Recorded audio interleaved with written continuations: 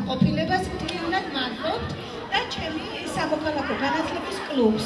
გადავწყვიტეთ კულტურის სახლმა და კულტურის სახლში არსებულმა წევრებმა, რომ მოგვეწყო ერთი გეგმიური ღონისძიება და მიგვეძღვნა ეს ყოფილიყო საქველმოქმედო ღონისძიება და შემოსული თანხა შეგვეწირა ტაძრისათვის. საქველმოქმედო ღონისძიების ფონდის თუ რაც დავარქვათ, დევიზი არის ძალა ერთობაშია და ეს ყველაფერი ხდება დიდი მეგობრობით და ურთიერთშეთანხმებით სუფსის საჯარო სკოლაში არსებული სამოქალაქო კლუბის მომავლის ახალგაზრდების უშუალო თანადგომით და ხელშეწყობით.